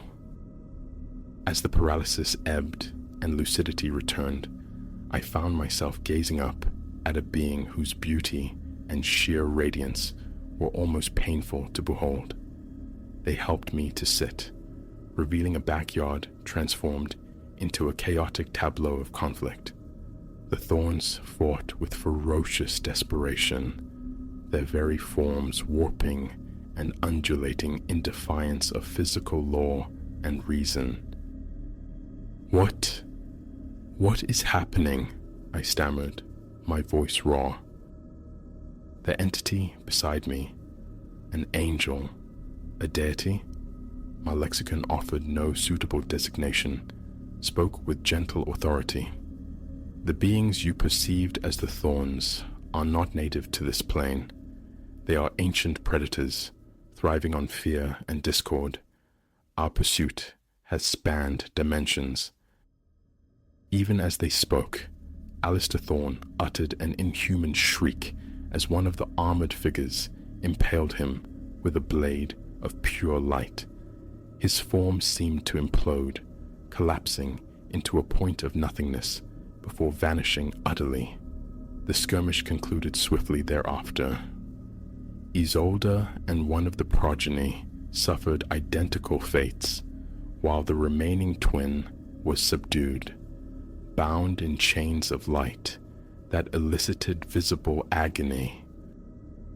The being who had shielded me assisted me to my feet. You have shown remarkable courage, Eleanor, but your trial, I fear, is not entirely concluded. You have witnessed phenomena beyond mortal ken, glimpsed truths that could destabilize the foundations of your world. My nascent relief curdled into dread. What does that imply? Will you eliminate me? A sound like chiming silver bells, their laughter. No, nothing so inelegant. However, we must safeguard the integrity of both your reality and ours. We can excise these memories, allow you to resume your existence as though this night never transpired. Or, I echoed, suspended between terror and an unexpected thrill at the hint of an alternative. Or you can choose to stand with us. Lend your strength to our ceaseless vigil against the encroaching shadows that menace not only this world, but all realities.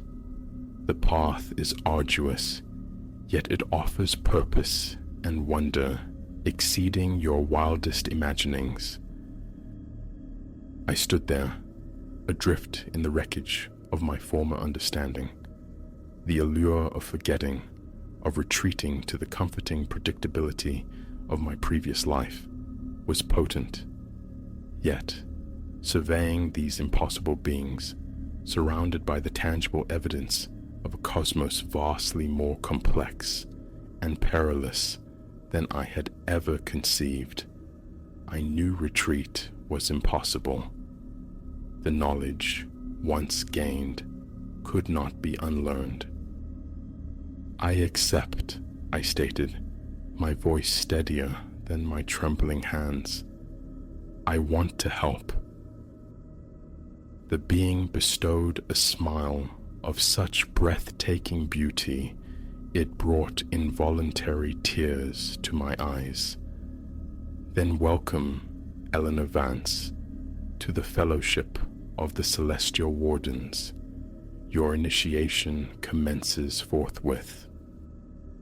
As a shimmering aperture dilated in the air before us, I cast a final glance at my small house, at the quiet suburban street, forever oblivious to the abyss that had yawned so near its manicured lawns. Then, drawing a deep breath, I stepped across the threshold into my new existence, poised to confront whatever marvels and monstrosities awaited beyond the veil. Now, traversing the liminal frontiers between dimensions, my former life feels akin to a half-remembered dream. Yet, regret finds no purchase here, for I have learned the fundamental truth, concealed behind the mundane tapestry of everyday existence. An eternal war between illumination and oblivion rages, and I am proud to serve on its front lines, defending not merely my erstwhile neighbors, but the whole of existence from the horrors that fester in the shadowed interstices between worlds.